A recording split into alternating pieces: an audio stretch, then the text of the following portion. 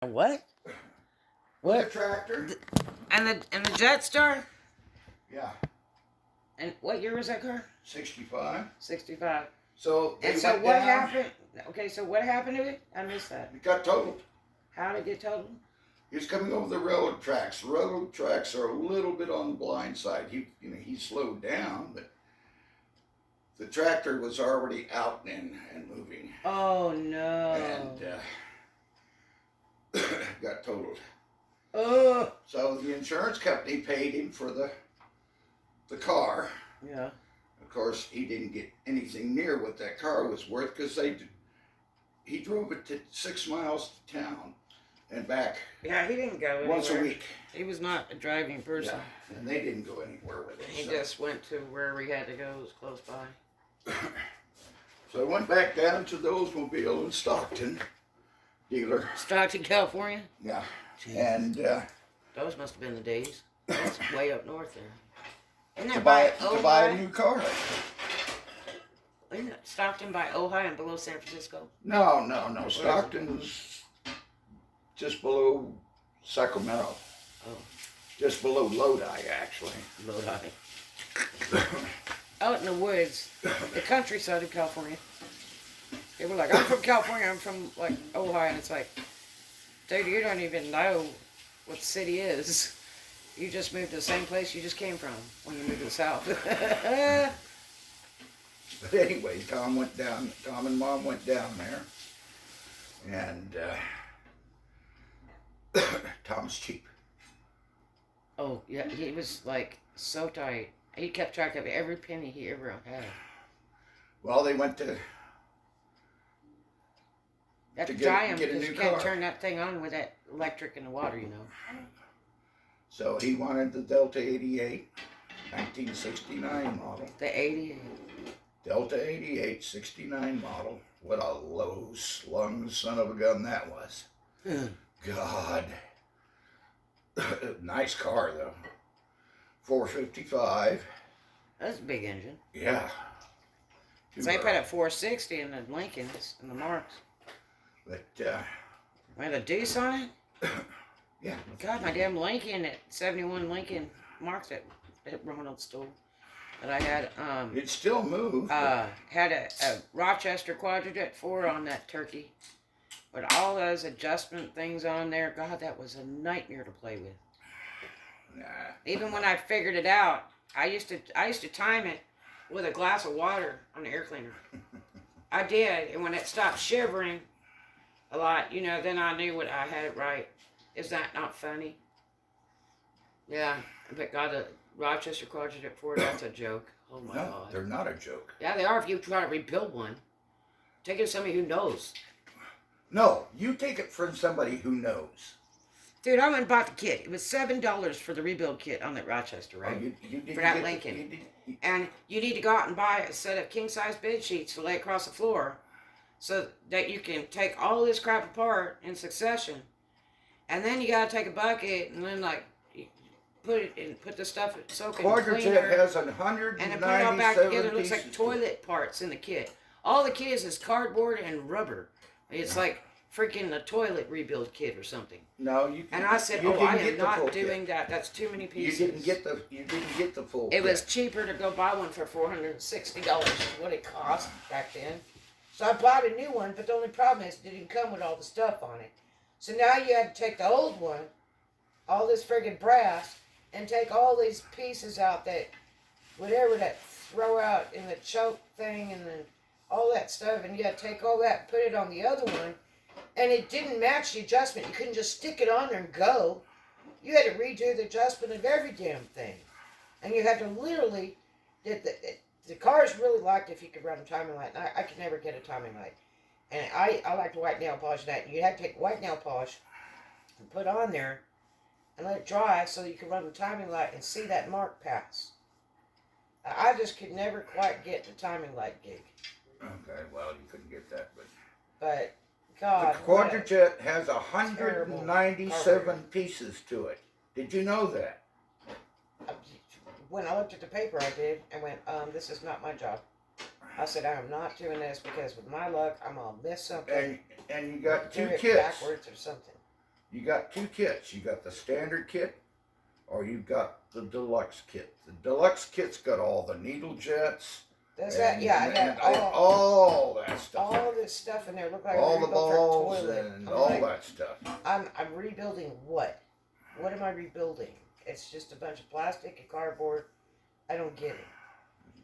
And so I just can relate. And I had Rochester Quad 4 on my Camaro too, my 77, with that Nova small block in it. And I took that thing off because of gas. Gas, you know, it just was so expensive for gas because that sucker was mean anyway. And that's when cars had muscle, you know. And so I put a deuce on there, hoping it would be okay. So I talked with a couple of my mechanic buddies, and so I threw a deuce on that bad baby, and God, it still has much power. It just burned less gas, you know. And I felt better with that deuce on there because God, if I did ever had to attempt to rebuild one, I didn't want to do that Rochester ever in my life. Well, I used to do them all the time. Oh God! And there's a secret to them. It's like that guy that works for me, Clinton. He's 88 and he does trannies. And Clinton is like the tranny pro. He's like, if they bring it to me, I'm not taking it out or any of that stuff. He says, they just bring it to me, you know, kind of hand it to me thing, and I'll rebuild it. And he'll do it in like 2 or 3 days.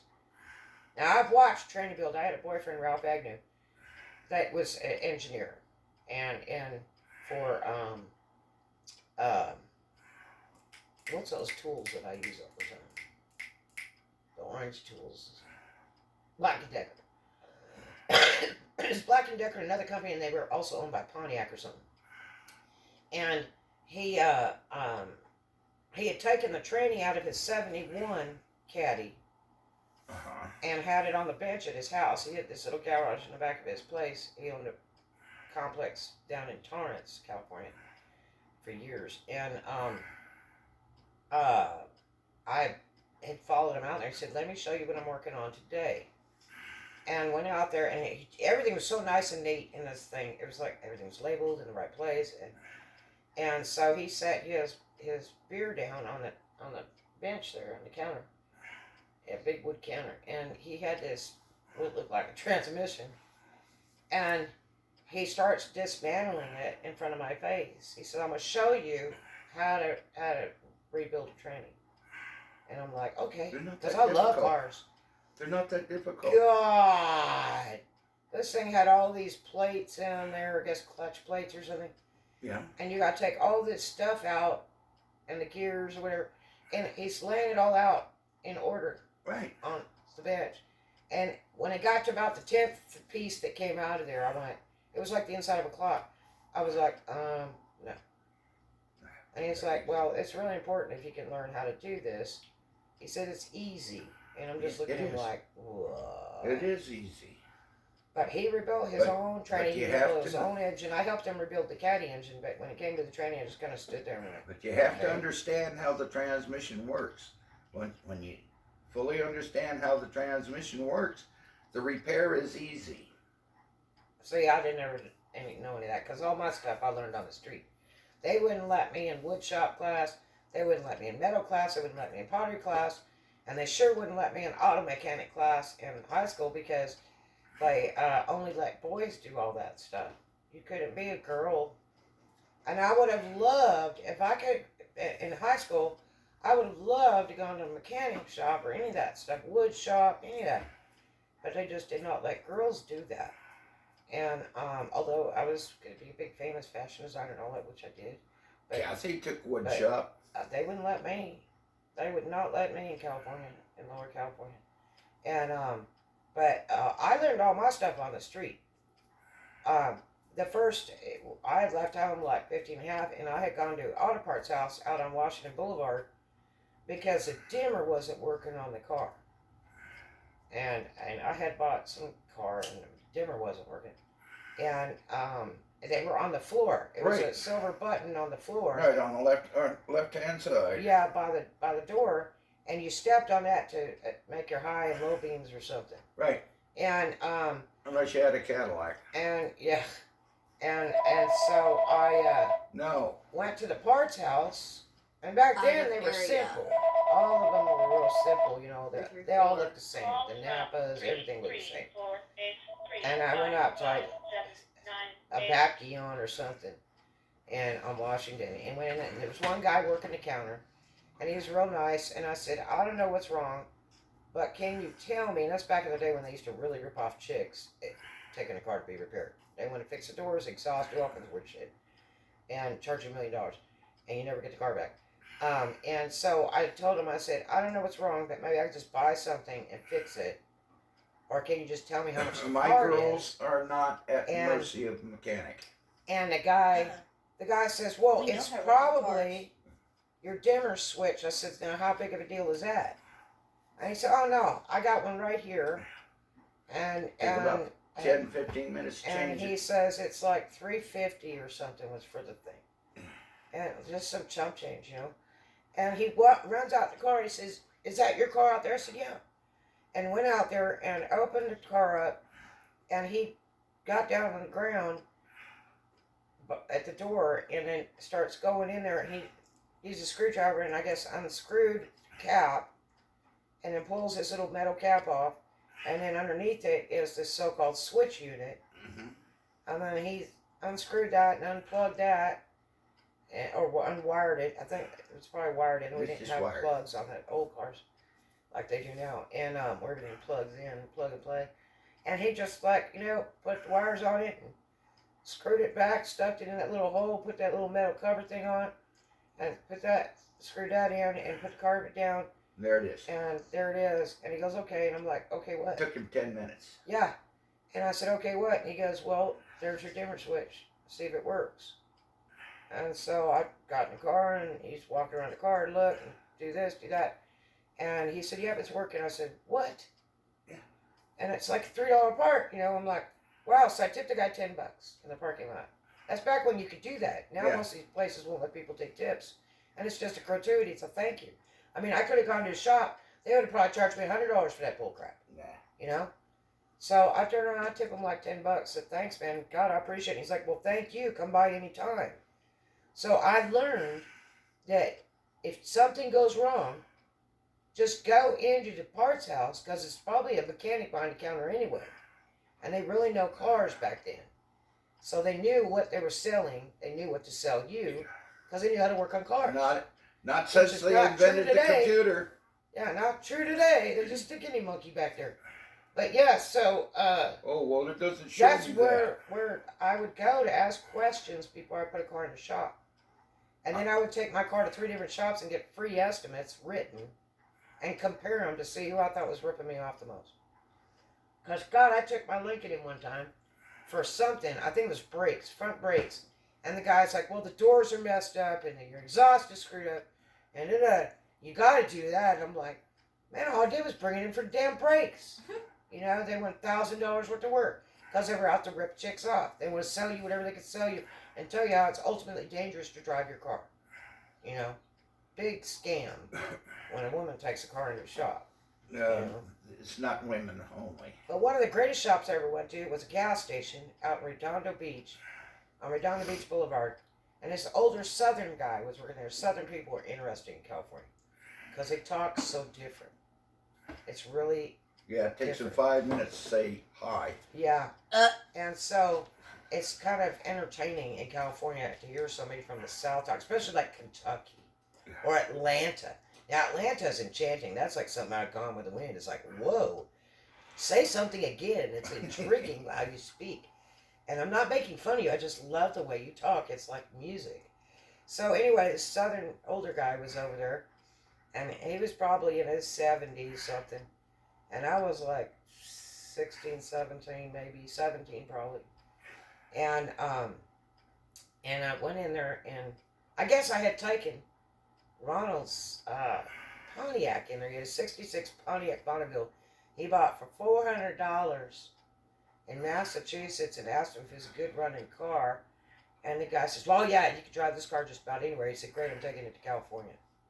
$400 car. Big, we used to call it Queen Mary. And it had paint. It was just I know. I had a 65 2+2. big old Brand 4-door new. Pontiac Bonneville. First car I ever bought. And brand new. it was so funny. This big old moose. It had one shock that was broken in the front, so when you turned it, it would keel over like when you turned, at an intersection. So it was really funny. You're like, oh god, car was big, bad, and heavy, and it had bench seats in it. It was so funny. Right. Big old bench. Oh, my seats. my broke that 2 one plus time. 2 had bucket seats. Really? But oh god, it was so funny. So I had taken his car down because it was ticking on one side of the block. I guess the driver's side, and it was ticking. And I was like, God, it might be a rod or a rocker or something. So I took it down to that gas station to that older guy, and he was awful sweet. And he was one of the most honest, neatest mechanics. He was like Pop, really, Yeah. this guy. Really nice man. Oh, yeah. Big barrel-chested guy, real, Tom wouldn't take anybody. robust voice, really nice guy. And I said, hello. I said, can you tell me what's wrong with this car? And it's my boyfriend's car. And so,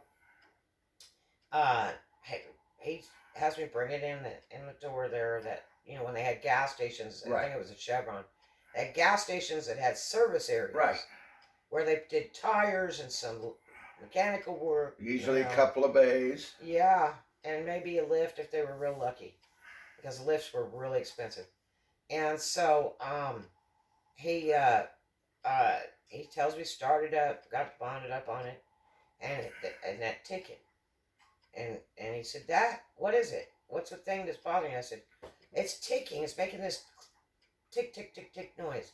And I jumped out of the car, ran over to the engine, and he didn't throw me out of the shop, oddly enough, because, usually they don't let you, pass the line or some crap. Most of it was Insurance, yeah. Yeah, and I didn't know shit, And I said, it's ticking right there. You hear it goes tick, tick, tick, tick. Like it's a pen hitting or a pencil banging on a valve cover or something. And he goes, oh, that? And I said, yeah, can you fix that? It's my boyfriend's car. And because I don't want it to break. And he's like, well, and this is the finest piece of advice I ever got in my life. Rule 1. He said, if it ain't broke, don't fix it. Even though to me it was very poor English, but it's a Southern thing. Right. In California, everybody speaks quite proper. But this guy was from the South, he speaks different. If it ain't broke, don't fix it. And I'm like, but it's making noise. And I mean, it may really break. And it's an old car.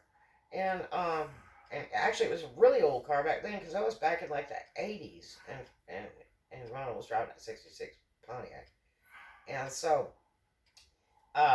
he says, no. He says, you don't want to do that. You just don't want to do anything to that. And I'm like, why? He said, well, because you just wait till it gets worse. And then if you really want to do something, you do it. But he says, I'm telling you, you don't want to go in there and fix that. Because if it's been running all these years like that, then you probably want to leave it alone.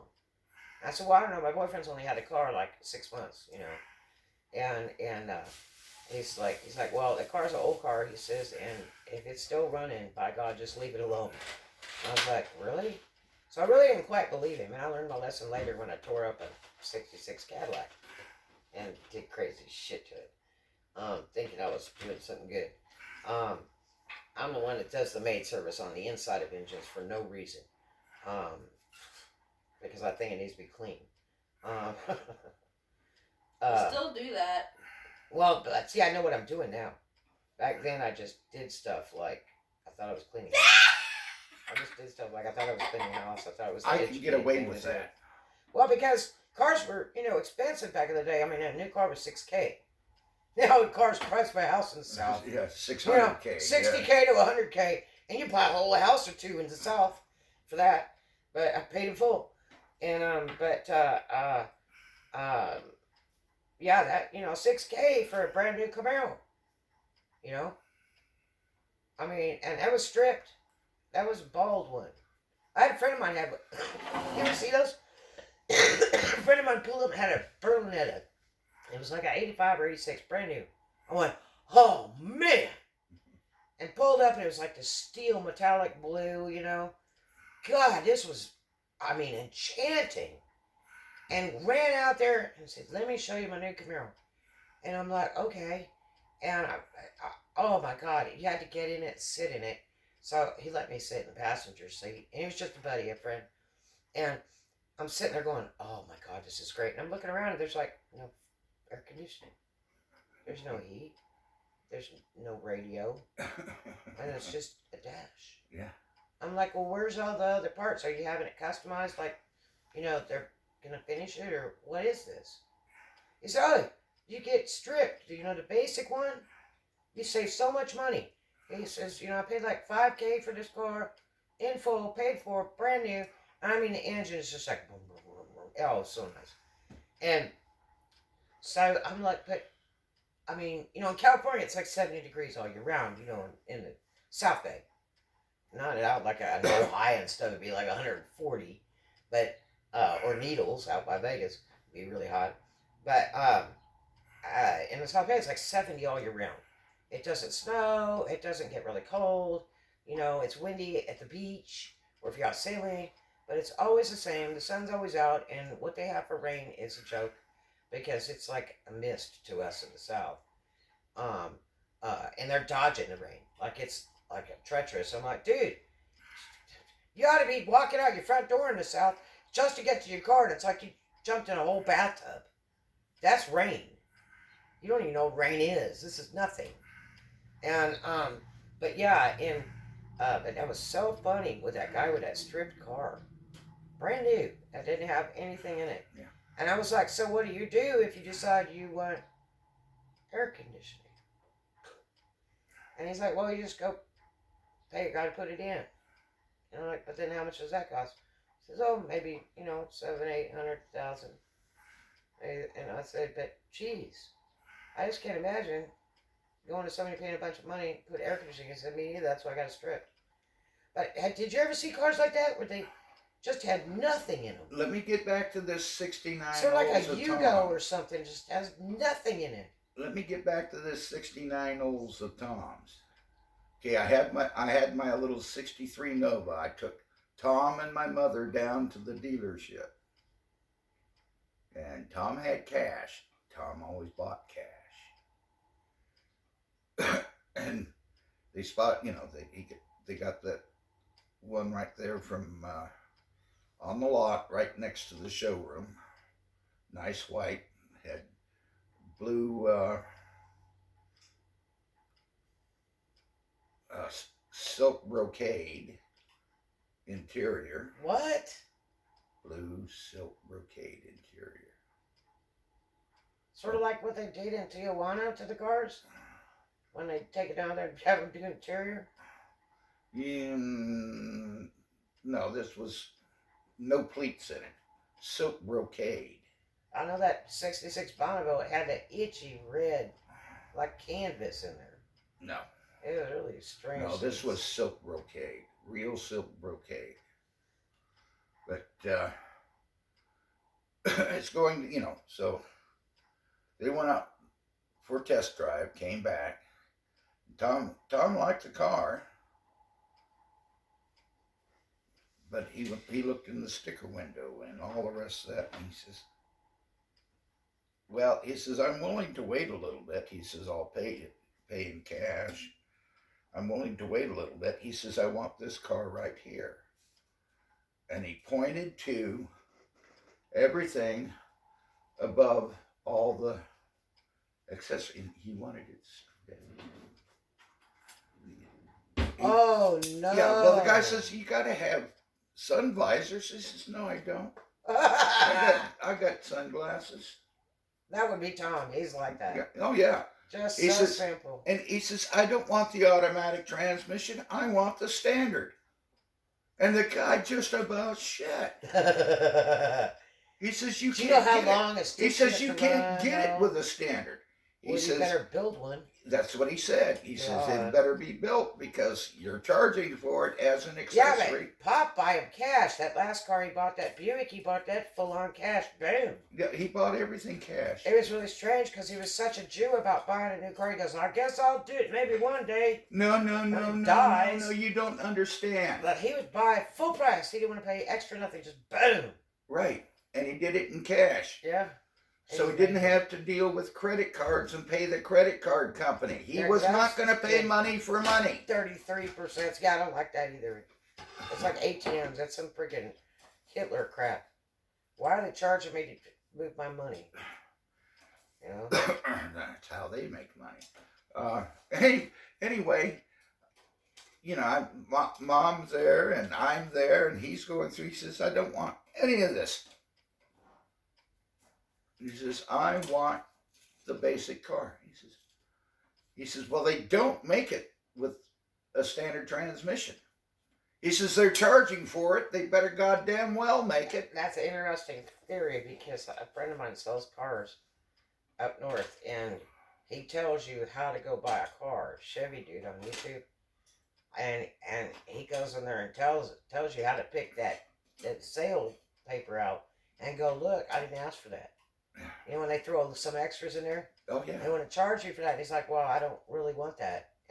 But they want to sell that unit really bad, and they don't want to order one from factory and wait on that because this guy wants his commission now. And Tom, so they get paid for Tom has got a wallet full of bills. Oh yeah, he wants shop. I mean, the wallet is thick. When I went to Tampa with a bunch of cash on hand, and he's wearing coveralls. Another Sam Walton. Yeah. You know, they always should say, oh, look at the guy's shoes and his jewelry. You can tell if he's rich. No. Not necessarily. The guy that's undercover is a guy that's not flaunting his money because he doesn't want you to know he has money. He doesn't want to part with it. Yeah, especially Pop, God alive. He'd never spend an extra penny ever, never, ever. I mean, he tipped in the clubs when he'd go out clubbing or whatever. But he just the was salesman, not a spending person. Oh, all of us went over to the office to where the. So what did you think about that when he would do stuff like that? What were you thinking? Were you going, man, I'm laughing because he's got a pocket full of money. He wants to spend it, and this guy needs to start bowing down real quick, or forget it because he's going to miss the sale when he goes to the next car dealership. Yeah. Because Pop knew what he wanted to do, and it was like, if you couldn't fulfill it, he's gone. Obviously, he would go somewhere else. Yeah, he's gone. It was just that simple. You couldn't talk him into another car or another thing, no. And power windows and friggin' sunroofs. He knew what he wanted. He bought that red car, the last car he bought. When he called me, he said, I bought me a, what? It wasn't whole red. What did he call it? Fox. I don't know. Sexy fox red car, and my wife would have loved this car. Yeah. Something hot as a firecracker car. Some term he used. And I'm like, oh my gosh. It was like hearing him cuss. It was like, he just thought that was something. And he bought that devil cash. And those were nice cars. God, dude. Buick. Those Buick Park. I think it was Park Avenue. Yeah, it was a Park Avenue. What a car. That beautiful luxury car. And he needed that. He was because he wore out the Oldsmobile. Oh, yeah. I mean, that sucker was like from 1971. And it was now like 2002. And it was like, well, why don't you get a car? But I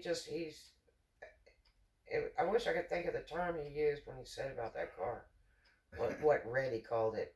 And red was really strange. I thought that was very, very odd. But so anyway, so what happened with that car deal when he wanted the car stripped? Well, we were in the didn't want all the extra stuff that they would add on it. Manager's office. But this was a car that was on the lot, right? Or they were going to bring him one. No, they'd have to order one to get it the way he wanted it. Right. Now, this is the one we took out for the test drive that was loaded. It had all the stuff on it, huh? With the silk brocade interior, no less. Jesus. And so the manager was just, He says, yeah, I'll wait for it. He says, I'll put the money down on it and I'll wait for it. He says, well, it'd take you months before you got it. He says, well, I can wait. He says, but we can't get it to you with the standard transmission. He says, then it's false advertisement. Well, yeah, they used to let you, like, pretty much design your own car. Yeah. When you went to see a car salesman, you didn't have to buy what was on the lot. Right. And they usually only had one of each, unless you were at Cal Worthington Ford in Long Beach, where he had 1,000 cars and was standing on it, a big deal, and freaking riding elephants and tigers and all that horse crap. That guy, his commercials were crazy. Oh my God. But but you could go into a dealership and you could say, okay, I like that car really a lot. And they didn't force you to buy it. You could say, well, I want one that's red. And then I want, pinstripe tires, and I want pizza cutters, or, I want a sunroof in it. You could order your extra bits. I know exactly what you and the get. colors and everything. And then they would have it ready for you and call you or deliver it, and you had exactly the car you picked. Right. Because people would say that, oh, I picked the colors. Oh, I picked the interior. And you go, wow. It was like so impressive. It's like they designed their own car. Yeah. I don't think you can do a lot of that anymore, though. Not really. I think there are some options you can do that, But anyway, the manager's saying, well, show me exactly what you don't want. He says, that's on that car. That's like, and he pointed to every damn one of those items. I don't want that. I don't want that. now, do you think that was just the Jew in him, or do you think that was just he didn't need it? He just felt like he really didn't need it. Both. He's such a character. The car doesn't need air conditioning. You can roll down the windows. You don't need electric windows to drop them down. You can crank them down. Okay? You understand Tom a little better now? Yeah. Okay. So they're looking out at the car and the rest of that, and finally the manager just says, the hell with it. He says, you see the base price? He says, this car is yours for the base price. Oh my God, he ate dirt and got no commission. Was it a salesman or the manager of the lot? Well, it was the manager of the lot made the decision. Because the my salesman God. went out there and, and then he brought him over to the manager. And Well, the so, manager came out to look at all those things that Tom didn't want. And well, here's all the what rest of that. happened. And Tom drove home with that goddamn car. I'll tell you what happened is he was waiving the commission, the salesman commission, but he was selling a unit. Yeah. And that's how the dealerships make it, is how many units they can roll. Yeah. So that's all he was doing. So it wasn't a total loss. No, it wasn't a total loss. And well, now, and I know in the 90s, when my buddy Roy Ross Ford, all his cars were financed by Ford. Yeah.